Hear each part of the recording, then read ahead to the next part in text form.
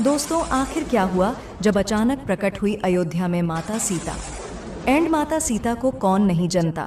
यह वही माता सीता हैं जिन्होंने अपने पति के लिए 14 वर्ष वनवास में गुजारे थे, जबकि वनवास तो सिर्फ राम को मिला था। धन्य थी वो माता सीता जो इतनी स्वाभिमानी स्त्री थी, जिन्होंने अपने पति का साथ नहीं छोड़ा तो भला आज कैसे छोड़ सकती है। जब उनके प्रभु राम की प्राण प्रतिष्ठा हो रही है तो वह भला कैसे अकेली रहे। मेरे साथियों, कुछ दिनों से अयोध्या चर्चा का विषय बना हुआ है। वहां एक से बढ़कर एक चमत्कार देखने को मिल रहे हैं। कभी गिद्धों का झुंड तो कभी भालू और बंदरों का झुंड देखने को मिल रहा है। लेकिन भालू और बंदर अपने प्रभु राम की प्राण प्रतिष्ठा में शामिल हो रहे हैं, तो माता सीता भला पीछे कैसे रह सकती है। वो भी अपने प्रभु राम के कार्य में शामिल होना चाहती है।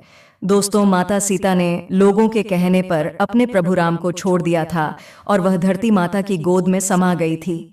लेकिन जैसे ही उनको पता चला कि प्रभु अयोध्या आ रहे हैं, तो वह भी दौड़ती हुई चली आई अपने प्रभु से मिलने। अब दोस्तों, आपके दिमाग में एक बात जरूर आ रही होगी कि प्राण प्रतिष्ठा क्या होती है। तो मैं आपको बता दूं कि प्राण प्रतिष्ठा का मतलब होता है मंत्रों द्वारा शरीर को जीवित अवस्था में लाना। तो दोस्तों, अब बात करते हैं चिरंजीवी के बारे में, जिनमें सबसे पहला नाम आता है हनुमान जी का और दूसरा नाम आता है विभीषण का। ये दोनों लोग अजर अमर थे। विभीषण प्रभु राम के बहुत बड़े भक्त थे। इसलिए जब हर कोई प्रभु राम से मिलने अयोध्या पहुंच रहा है, तो भला वह पीछे क्यों रह जाते। यह घटना अयोध्या नगरी की है, जो हाल फिलहाल ही हुई है। पिछले कुछ दिनों से हम सभी ये सुनते आ रहे हैं कि जब से राम मंदिर उद्घाटन का कार्य जितना समीप आ रहा है, वैसे वैसे ही बड़ी बड़ी घटनाएं भी सामने आ रही हैं, जिसमें सर्वप्रथम गिद्धों के झुंड की घटना सामने आई थी, उसके बाद वानरों की और उसके बाद भालू के झुंड की घटना हमारे सामने आई थी।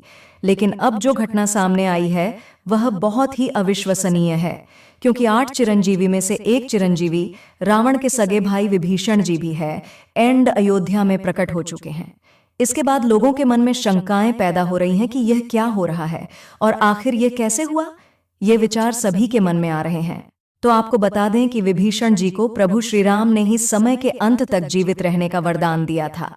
दोस्तों, रावण के भाई विभीषण बहुत बड़े राम भक्त थे, जिस प्रकार से हनुमान जी, जामवंत जी, लक्ष्मण जी और अन्य बहुत से लोग थे जो राम जी के बहुत बड़े भक्त थे। उनमें से एक है विभीषण जी, जिन्होंने प्रभु श्री राम की मदद की थी रावण को मारने में, क्योंकि एकमात्र विभीषण जी ही यह जानते थे कि रावण की नाभि में अमृत है, और वही एकमात्र सबूत थे जिन्हें यह पता था कि वह अमृत सिर्फ और सिर्फ रावण की नाभि में है और रावण सिर्फ वही वार करने से मरेगा। अगर विभीषण जी उस वक्त श्री राम का साथ नहीं देते तो रावण शायद नहीं मरता। एंड आज रामायण का इतिहास कुछ और होता है। दोस्तों, महर्षि विशाश्रव को असुर कन्या के किसी के सहयोग से 3 पुत्र हुए, जो कि रावण, कुंभकर्ण और विभीषण थे। विभीषण विशिश्रवा के सबसे छोटे पुत्र थे। विभीषण बचपन से ही धर्मपरायण और भगवान का भक्त थे। विभीषण की पत्नी का नाम शर्मा और उसकी बेटी का नाम त्रिजटा था। एक बार तीनों भाइयों ने बहुत दिनों तक कठोर तपस्या करके ब्रह्मा जी को प्रसन्न कर लिया। ब्रह्मा जी ने प्रकट होकर तीनों से वर मांगने के लिए कहा। रावण ने अपने महत्वाकांक्षी स्वभाव के अनुसार ब्रह्मा जी से लोगों के विजयी होने का वरदान मांगा। एंड कुंभकर्ण ने इंद्रासन की जगह गलती से निंद्रा स्थान मांग लिया, इसलिए वह वर्ष में बस एक दिन के लिए ही जगता था। अंत में विभीषण ने उनसे भगवान की अनंत भक्ति की याचना की।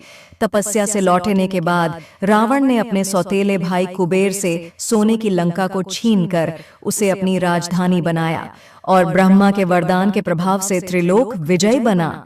विभीषण भी रावण के साथ लंका में रहने लगे और रावण ने जब सीता जी का हरण किया, तब विभीषण पराई स्त्री के हरण को महापाप बताते हुए सीता जी को श्री राम को लौटा देने की सलाह देकर हमेशा धर्म की शिक्षा देते थे।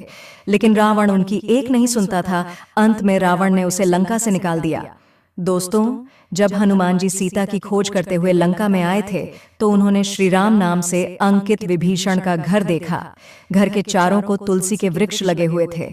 सूर्योदय का समय था। उसी समय श्री राम नाम का स्मरण करते हुए विभीषण जी की निद्रा भंग हुई राक्षसों के नगर में श्री राम भक्त को देखकर हनुमान जी को आश्चर्य हुआ। फिर उसके बाद 2 राम भक्तों का परस्पर मिलन हुआ। हनुमान जी ने उनसे पता पूछकर अशोक वाटिका में माता सीता का दर्शन किया। जब हनुमान जी लंका का दहन कर रहे थे, तब उन्होंने अशोक वाटिका को इसलिए नहीं जलाया क्योंकि वहां सीता जी को रखा गया था। दूसरी ओर उन्होंने विभीषण का भवन इसलिए नहीं जलाया क्योंकि विभीषण के भवन के द्वार पर तुलसी का पौधा लगा था और वहां भगवान विष्णु का पावन शंख, चक्र और गदा भी बना था। सबसे सुखद तो यहाँ की उनके घर के ऊपर राम नाम अंकित था। ये देखकर हनुमान जी ने उनके भवन और मंदिर को नहीं जलाया। रावण के निकाले जाने के बाद विभीषण के पास और कोई चारा नहीं था, तो वे प्रभु श्री राम की शरण में चले गए। वे चाहते थे कि निर्दोष लंकावासी न मारे जाएं और लंका में न्याय का राज स्थापित हो। विभीषण के चरण याचना करने पर सुग्रीव ने श्री राम से उसे शत्रु का भाई दुष्ट बताकर उनके प्रति आशंका प्रकट की और उसे पकड़कर दंड देने का सुझाव दिया। लेकिन हनुमान जी ने उन्हें दुष्ट की बजाय शिष्ट बताकर शरणागति देने की वकालत की। इस पर श्री राम जी ने विभीषण को शरणागति न देने की सुग्रीव के प्रस्ताव को अनुचित बताया और हनुमान जी से कहा कि आपका विभीषण को शरण देना तो ठीक है, किंतु उसे श्रेष्ठ समझना ठीक नहीं है। इस पर श्री हनुमान जी ने कहा कि प्रभु विभीषण को ही देखकर अपना विचार प्रकट कर रहे हैं। एंड मेरी ओर से भी देखिए, मैं क्यों और क्या चाहता हूँ। मैं चाहता हूँ कि विभीषण को अवश्य शरण दी जानी चाहिए। दोस्तों, विभीषण का एक गुप्तचर था जिसका नाम अनंत था। उसने पक्षी का रूप धारण कर लंका जाकर रावण की रक्षा व्यवस्था तथा सैन्य शक्ति का पता लगाया और इसकी सूचना भगवान श्री राम को दी। विभीषण ने ही राम को कुंभकर्ण, मेघनाद और रावण की मृत्यु का रहस्य बताया था। भगवान श्री राम ने विभीषण को लंका नरेश बनाया और अमर होने का वरदान दिया। विभीषण जी अष्ट चिरंजीवी में एक है और अभी तक विद्यमान है। विभीषण को भी हनुमान जी की तरह चिरंजीवी होने का वरदान मिला है। वे आज भी सशरीर जीवित हैं। इंद्र आदि देवताओं के बाद धरती पर सर्वप्रथम विभीषण ने ही हनुमान जी की शरण लेकर उनकी स्तुति की थी। विभीषण ने हनुमान जी की स्तुति में एक बहुत ही अद्भुत और अछूत स्तोत्र की रचना की है। विभीषण द्वारा रचित इस स्तोत्र को हनुमान वर्णवाल स्तोत्र कहते हैं। हनुमान जी ने सबसे पहले सुग्रीव को बाली से बचाया और सुग्रीव को श्री राम से मिलाया। फिर उन्होंने विभीषण को रावण से बचाया और उनको राम से मिलाया। हनुमान जी की कृपा से ही दोनों को ही भयमुक्त जीवन और राजपाट मिला। इसी तरह हनुमान जी ने अपने जीवन में कई राक्षसों और साधु संतों को भय मुक्त और जीवन मुक्त किया है। मेरे मित्रों, विभीषण जी की ऐसी भक्ति देखकर भी यदि आपने अभी तक चैनल को सब्सक्राइब नहीं किया है तो चैनल को अभी सब्सक्राइब कर लीजिए और वीडियो को भी लाइक कर दीजिए और कमेंट्स में जय श्री राम जरूर लिखिएगा। धन्यवाद।